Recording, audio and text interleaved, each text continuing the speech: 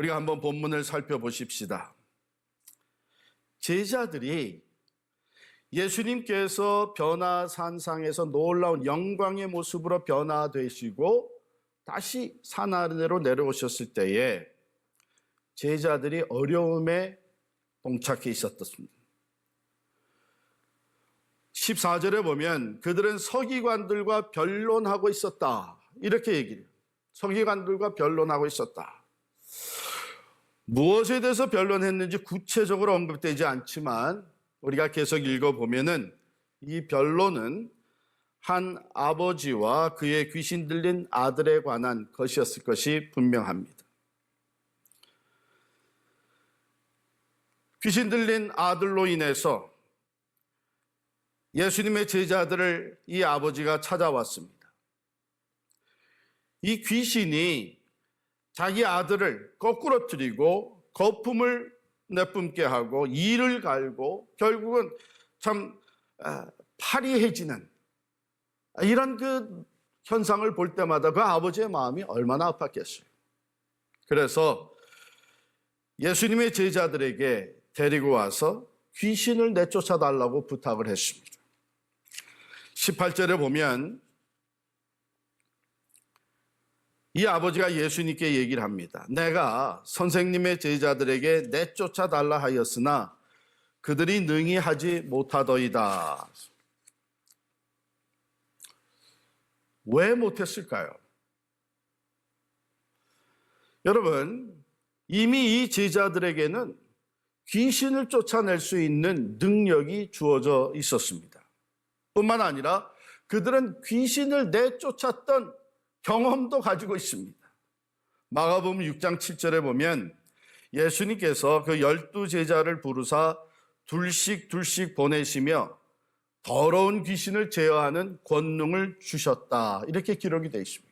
또 6장 13절에 보면 그들이 그 권능을 가지고 가서 많은 귀신을 쫓아내며 많은 병자에게 기름을 발라 고치더라. 기록이 되어 있어요. 그런데 왜 지금은 귀신을 쫓아내지 못합니까? 뭔가 그렇다면 중요한 것이 빠져 있지 않은가 하는 것이죠. 권능도 있고 또 귀신을 쫓아내본 경험도 있습니다. 그런데 지금은 귀신을 쫓아내지 못하고 있습니다. 무엇이 빠져 있는가? 윌리엄 레인이라고 하는 성경 주석가는 이 부분에 대해서 이렇게 설명을 합니다. 그들은 하나님의 능력을 갖고 있었다.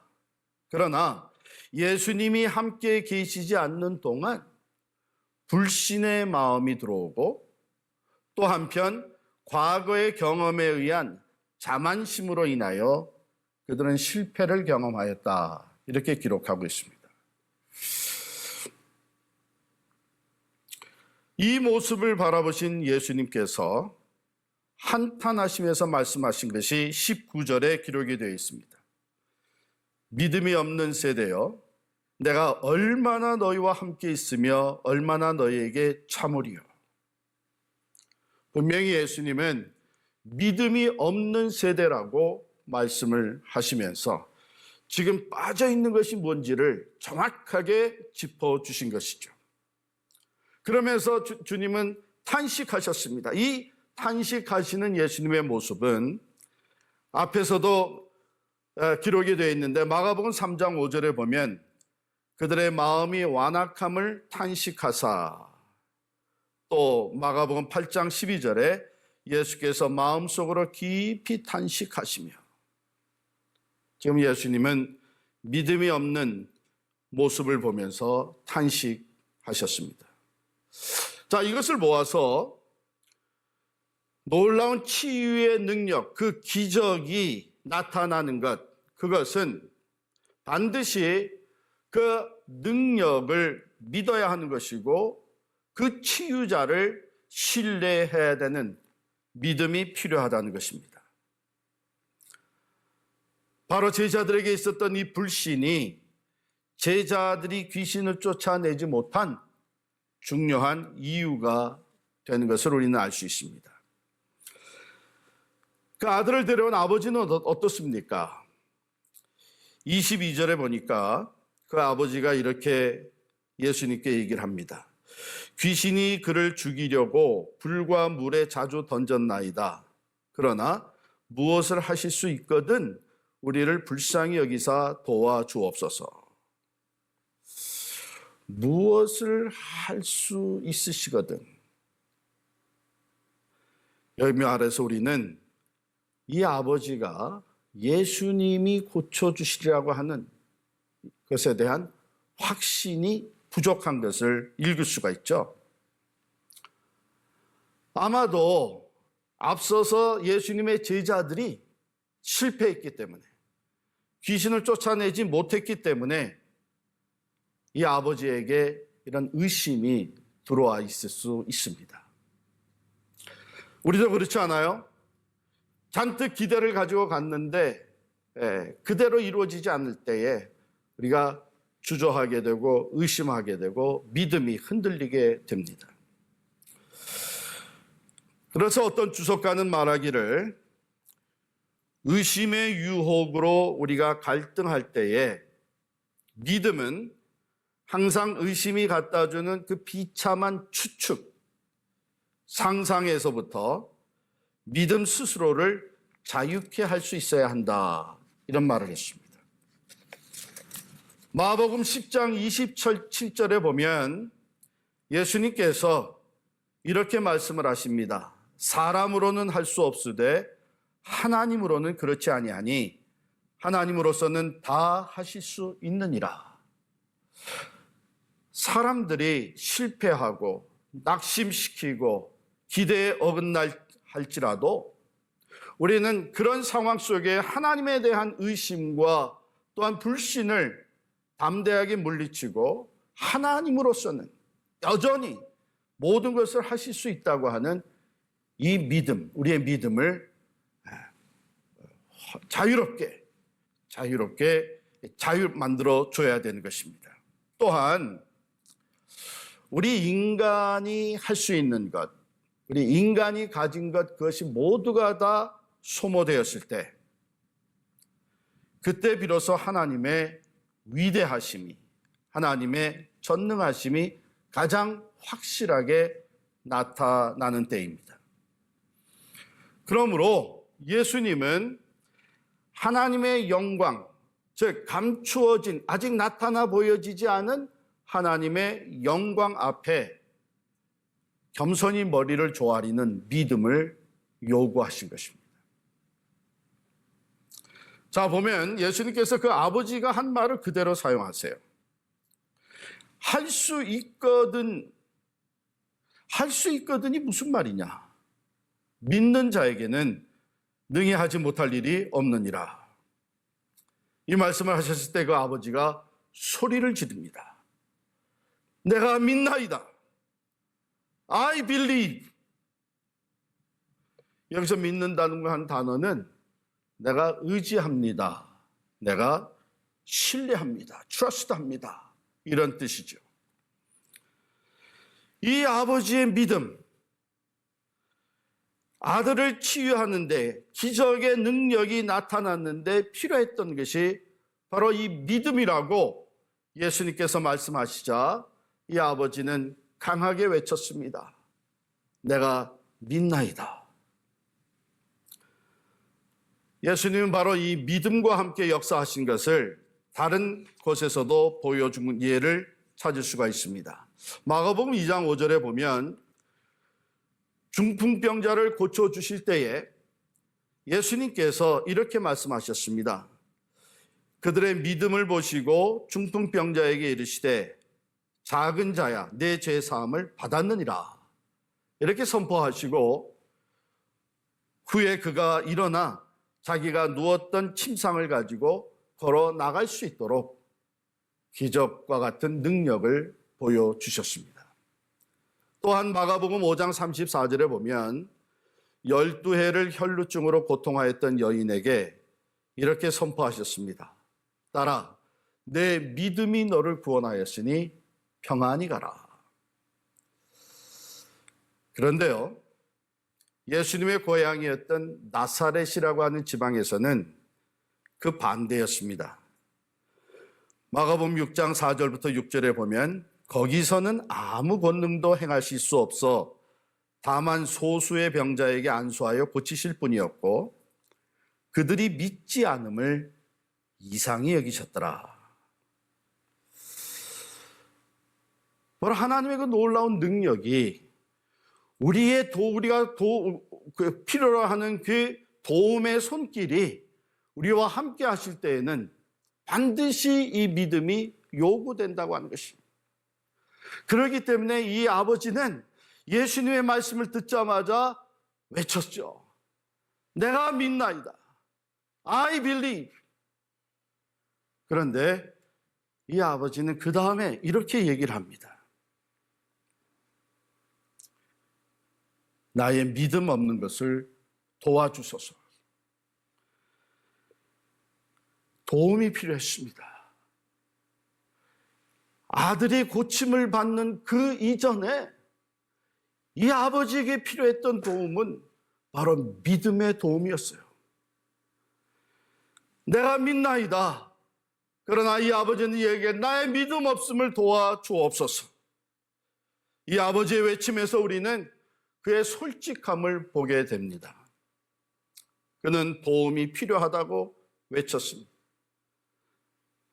내가 믿지만 나는 솔직히 내 안에 불신의 마음이 이것으로 인해서 갈등하고 있습니다. 요한 칼빈은 바로 이 구절을 해석하면서 이런 주석을 달았습니다. 그는 믿는다고 선포하였지만 한편으로는 자신의 불신을 스스로 인정하였다. 이 두 말은 상충되는 것처럼 보이지만 우리들 중에 이 두 가지가 자신의 내면에 있는 것을 경험하지 않는 사람은 아무도 없다. 맞습니다. 저도 그렇고 여러분도 그렇고 우리가 믿는다고 하지만 우리는 종종 내 안에 온전히 신뢰하지 못하는 불신을 또한 안고 있습니다. 그렇기 때문에 우리 또한 이 두 가지를 다 끌어안고 주님 앞에 외칠 수밖에 없는 것이죠. 내가 믿나이다. 내가 믿습니다. 그러나 내 안에 솔직히 온전히 신뢰하지 못하는 불신이 자리 잡고 있습니다. 나의 믿음 없음을 도와주십시오.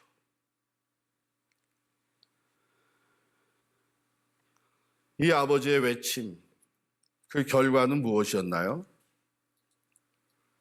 귀신이 쫓겨나갑니다.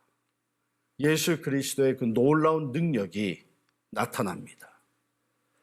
이것을 통해서 우리는 그리스도의 능력과 그 아버지의 믿음이 함께 역사하는 것을 보게 된 것입니다. 25절에 보면 말 못하고 못 듣는 귀신아 내가 내게 명하노니 그 아이에게서 나오고 다시 들어가지 마라. 예수님의 명령입니다. 하늘과 땅을 창조하시고 만물을 다스리시는 주님, 공중의 권세 잡은 자들, 악한 영들을 친히 권세로 다스리시는 그 주님께서 이 귀신을 향해 명령하셨습니다. 말 못하고 못 듣는 귀신아 내가 내게 명하노니 그 아이에게서 나오고 다시 들어가지 마라. 26절에 보면 귀신이 소리 지르며 아이로 심히 경련을 일으키게 하고 나가니 그 아이가 죽은 것 같이 되어 많은 사람이 말하기를 죽었다 하나 이렇게 기록합니다. 이 아이를 완전히 장악하고 있었던 이 귀신, 그 귀신이 예수 그리스도의 명령에 그 권세에 쫓겨나가면서 이 아이에게 폭력적인 방법으로 격동을 일으켰어요. 이것은 결국 이 귀신이 궁극적으로 원했던 것을 보여주는 것이죠. 폭력적으로 격동을 일으키고 그 다음에는 이 아이가 죽은 것 같이 되었다 그랬습니다. 그것이 귀신이 원했던 것입니다. 사탄 마귀가 우리를 끌어가서 우리를 유혹하고 우리를 끌어가서 결국에 이르게 하는 것은 사망이에요.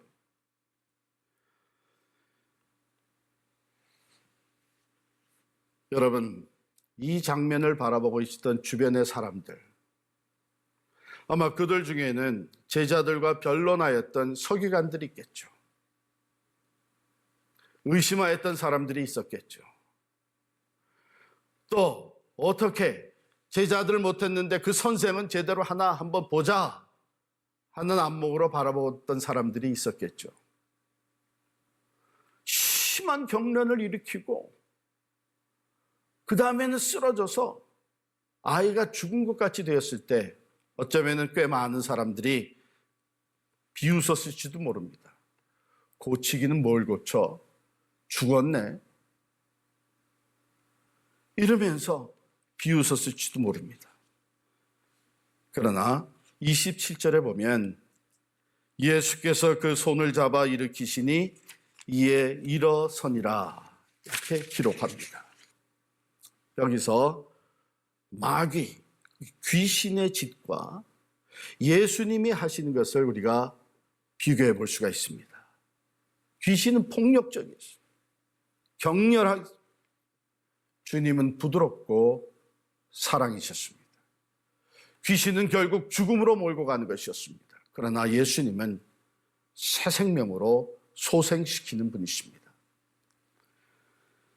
자, 이런 일이 있은 후에 28절에 가보면 제자들이 조용히, 아마 사람들이 있는 데서는 묻지를 못했겠죠. 왜? 창피하기도 하고 혹시 예수님께 꾸중 들을까 봐. 조용히 따로 있는 자리에서 묻습니다. 우리는 어찌하여 능히 그 귀신을 쫓아내지 못하였나이까? 이때 예수님 말씀하십니다. 기도 외에 다른 것으로는 이런 종류가 나갈 수 없느니라. 보세요. 지금까지 믿음에 대해서 얘기를 쭉 해오셨어요. 그러면은 여기에서 믿음 외에 다른 것으로는 이런 종류가 나갈 수 없느니라 말씀하시는 것이 이론적으로 맞는 것 같은데 예수님은 여기서 기도를 얘기하십니다. 기도 외에 다른 것으로는 이런 종류가 나갈 수 없느니라. 이건 무슨 말씀이에요? 진정 믿음이 있는 사람, 건강한 믿음이 있는 사람은 기도의 사람이라는 것이죠. 그래서 믿음의 기도가 하나님의 파워를, 하나님의 기적과 같은 능력을 경험하게 해준다고 하는 뜻입니다. 자, 그러면 믿음이라는 것을 한번 생각해 보세요. 내가, 제자들이 아마 그 권능을 받았었고 나중에 또 그 권능을 행사해서 귀신을 쫓아내본 경험이 있었기 때문에 어쩌면 이 제자들은 우리에게 그 힘이 있다. 우리는 그런 경험을 했다. 그러니까 지금도 능히 이 귀신을 쫓아낼 수 있다. 이렇게 생각을 하고 기도조차 하지 않았을 것입니다. 그러니까 예수님이 기도에 대해서 언급을 하신 것이죠. 진정한 믿음은 겸손을 동반합니다. 내가 능력을 가진 것이 아니죠. 하나님께서, 우리 주님께서 그 능력을 가지신 것입니다. 그 주님께서 우리가 그 능력이 필요할 때에 우리에게 그것을 부여해 주신 것입니다. 한 사람이 하나님의 능력의 도구로 잘 쓰임을 받다가도 어느 순간이라도 교만해져서 내가 은혜를 주고 내가 능력을 행사하고 내가 하나님을 나타내 보인다고 생각하면 반드시 그 은혜는 그치게 되고 그 능력은 헛된 수고로 끝나고 맙니다. 왜냐하면 진정한 능력은 사탄 마귀 어둠의 권세를 물리치고 우리를 변화시키고 우리로 하여금 하나님의 일을 감당하게 하는 이 능력은 우리에게 있는 것이 아니라 하나님께 있는 것입니다. 주님께 있는 것입니다. 그러니까 이 믿음을 제대로 가지고 있는 사람들은 하나님의 도움이 필요할 때, 하나님의 능력이 필요할 때에 하나님께서 함께 하심을 반드시 필요로 하는 그 도움의 순간에 기도할 수밖에 없는 것이죠. 하나님께 그 능력이 있는 것을 알고 하나님께서 그 지혜와 그 은혜로 놀라운 하나님의 기적을 베푸실 수 있다고 하는 것을 믿고 하나님께 기도하는 것이죠. 그러므로 주님께서는 기도 외에는 다른 것으로는 이런 이유가 있을 수 없다고 말씀하셨습니다. 여기에서 기도는 믿음의 기도를 얘기하는 것입니다. 우리가 기도는 하지만 때로 우리 안에 불신이 자리 잡고 있습니다. 기도하면서도 기도한다고 될까? 이런 생각을 가지게 됩니다. 내가 다른 방법들을 다 시도해 봤는데 그래도 되지 않았는데 기도한다고 될 일이냐? 토마스 그룸이라고 하는 사람은 믿음에는 3가지 요소가 있다 이렇게 설명을 했어요. 첫 번째는 the act of knowing, 하나님을 아는 것, 지식적인 것이겠죠. 그 다음에 두 번째는 act of trusting, 하나님을 신뢰하는 것. 사실은 우리가 하나님을 알면 알수록 하나님을 더 신뢰할 수 있게 되죠. 세 번째는 the act of obeying, 하나님께 순종하는 것. 그렇습니다. 우리가 하나님을 아는 지식이 더해갈수록 하나님에 대한 믿음이 더 커지게 되고 그 하나님을 신뢰하며 트러스트하면서 기도할수록 맡기면 맡길수록 우리의 믿음이 성장을 합니다. 뿐만 아니라 그 말씀대로 하나님이 반드시 이루신다고 하는 것을 신실하심과 전능하심을 믿고 순종하며 나아갈 때에 살아계셔서 오늘도 능력으로 역사하시는 하나님을 경험하며 우리의 믿음은 점점 성장해 가게 됩니다. 방학이 끝나서 다시 학교에서 만나게 되면 실력의 차이가 벌어지는 것을 우리가 보게 되죠. 방학 동안에 열심히 학원도 가고 공부하고 책도 많이 읽고 했던 친구들은 앞서갑니다. 그러나 방학이라고 좋다고 그저 시간을 이런저런 낭비하며 지낸 아이들은 뒤떨어질 수밖에 없습니다. 코로나 바이러스, 어쩌면 하나님께서 우리의 믿음의 성장과 성숙을 이룰 수 있는 기회로 주신 줄도 모르겠습니다. 이걸 통해서 우리 각자에게 주시는 메시지를 놓치지 않기를 원합니다. 하나님은 어떤 사람은 회개하기를 원하실 겁니다. 어떤 나라들은 하나님께로 돌아오기를 원하실 것입니다. 우리의 잘못을 철저하게 인정하고 말씀으로 재무장될 수 있기를 원하실 것입니다. 이 모든 것을 통해 우리가 지금은 온라인으로 예배를 드리면서 얼굴과 얼굴을 맞대어 보지 못하지만 이것이 다 지나가고 다시 우리가 함께 만나 예배 드리며 사랑으로 교제하는 그날이 주어졌을 때에 이 어려운 기간을 통해 믿음의 성장을 이룬 우리들의 모습이 될 수 있기를 간절히 축원합니다. 교만하지 맙시다. 겸손하게 모든 능력은 하나님께로부터 온 것을 고백할 수 있기를 바랍니다. 자만해지지 맙시다. 내가 과거에 경험했다고 해서 오늘 내가 내 힘으로 하나님의 능력을 행사할 수 있는 것은 절대로 아닙니다. 겸손히 오늘도 우리는 하나님의 도움이 필요하다고 하는 것을 인정하며 믿음의 기도로 하나님 앞에 나아가는 우리들의 삶이 될 수 있기를 간절히 축원합니다. 하나님은 오늘도 살아계셔서 믿음으로 나오는 믿음의 기도로 하나님의 도우심을 간구하는 하나님의 사람들에게 기적과 같은 능력으로 응답해 주실 줄을 믿습니다.